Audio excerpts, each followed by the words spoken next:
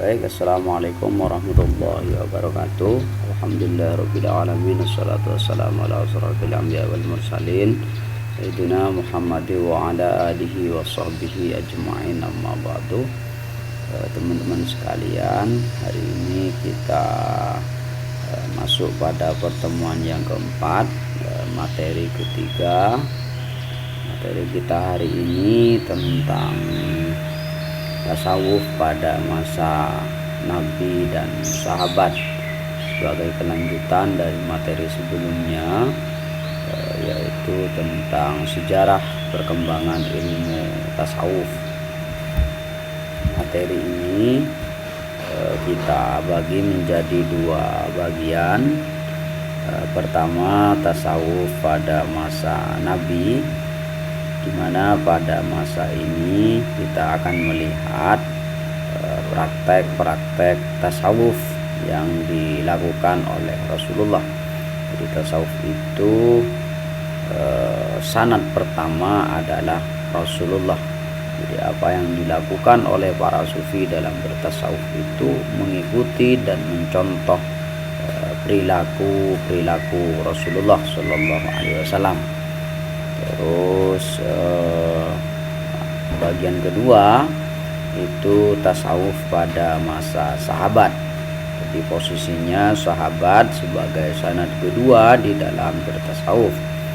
Banyak hal yang dilakukan oleh para sahabat yang mengandung praktek-praktek kesufian, dan itu dicontoh oleh para sufi di dalam menjalankan kehidupan, di dalam mendekatkan diri kepada Allah Subhanahu wa taala. Oke, mari kita masuk kepada sebagai pendahuluan dulu, bahwa sebagaimana telah kita bicarakan pada pertemuan sebelumnya, bahwa tasawuf pada masa Nabi itu hanya berupa praktek-praktek saja, tetapi secara istilah tasawuf itu belum muncul.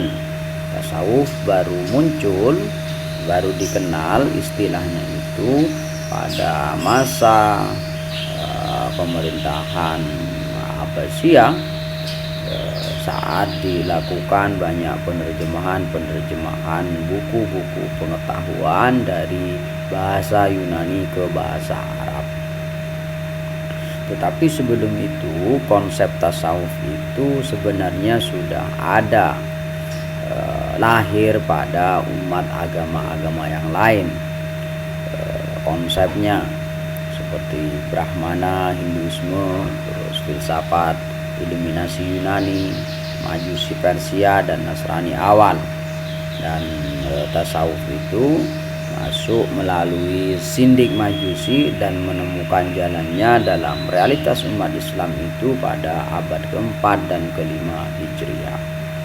Dan faktor yang secara tegas melahirkan aspek tasawuf terutama pada masa-masa awal itu adalah ajaran-ajaran Islam itu sendiri, yang dari Al-Quran dan hadis, terus kemudian kondisi sosiopolitik umat Islam pada waktu itu, di mana banyak orang yang sudah lalai, tidak peduli, dan mengabaikan aspek keukhrawian, mengabaikan aspek keakhiratan, sehingga kemudian zuhud itu menjadi sebuah gerakan yang dilakukan oleh banyak orang untuk kembali kepada Allah Subhanahu wa taala.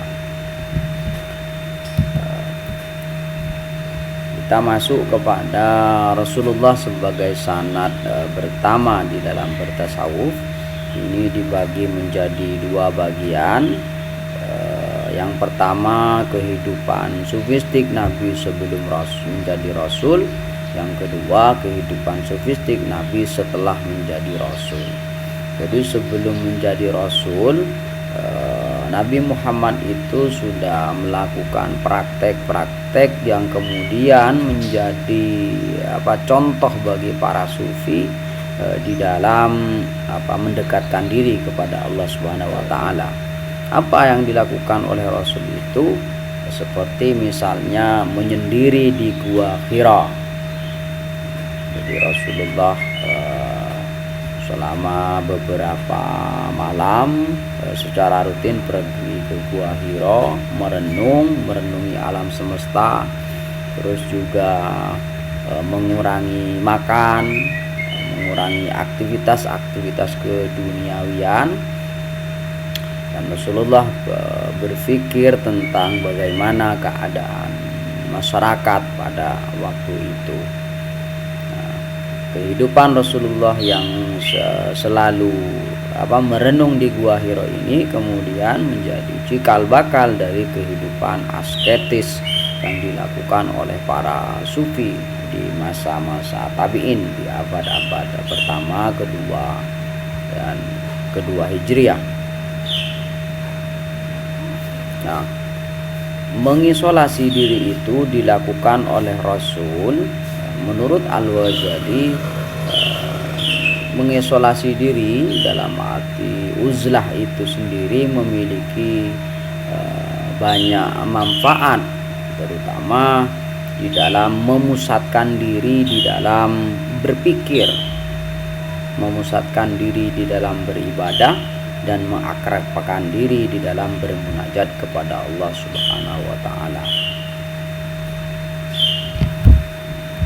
Terus kemudian kehidupan sufistik Nabi setelah menjadi Rasul. Pertama, pengendalian diri dalam makan dan minum. Jadi Rasulullah itu tidak banyak makan atau tidak banyak minum. Pada prinsipnya yang diajarkan Rasulullah itu adalah makan setelah lapar dan berhenti sebelum kenyang. Kenapa tidak banyak makan? Karena kalau banyak makan itu nanti pikiran jadi kurang konsentrasi, terus jadi nafas tidak bisa beraturan. Makanya di dalam perut kita itu harus setidak-tidaknya ada 3 ruang untuk makan, ruang untuk bernafas, dan ruang untuk udara. Jadi Rasulullah itu di dalam kehidupannya, terutama di masa-masa awal itu memang mengendalikan diri dari makan dan minum secara berlebihan. Terus pengisian ruhaniyah dengan amal-amal soleh, hidup dengan sederhana dan banyak beribadah kepada Allah Subhanahu wa taala. Jadi kalau kita ingat cerita Rasulullah itu, kalau beribadah malam itu sampai kakinya bengkak karena lamanya bersujud kepada Allah. Terus kemudian hidup dalam kesederhanaan. Rasulullah itu tidak pernah bermewah-mewahan. Nah, hal ini terus-menerus dilakukan oleh Rasulullah sampai ada teguran dari Al-Quran kepada Nabi, sebagaimana dalam surat Thaha ayat 1, kami tidak menurunkan Al-Quran ini kepadamu agar kamu menjadi susah, kata Quran. Jadi karena sangat sederhananya Rasulullah, pengendalian diri dari makan dan minum, terus pengisian amal-amal soleh, banyak beribadah, ini kalau kita lihat itu seperti sangat susah. Dan memang kalau dilakukan oleh orang-orang seperti kita itu memang sepertinya sangat susah. Sehingga pada waktu itu Nabi ditegur oleh Al-Quran bahwa kami tidak menurunkan Al-Quran kepadamu agar kamu menjadi susah. Kalau Rasulullah itu berpikirnya memang bukan karena keterpaksaan, tetapi sebagai bentuk syukur kepada Allah Subhanahu wa taala. Tetapi kalau ini dilakukan oleh umat-umatnya Nabi, maka mungkin mereka akan kesusahan. Sehingga teguran Al-Quran kepada Nabi ini merupakan satu pelajaran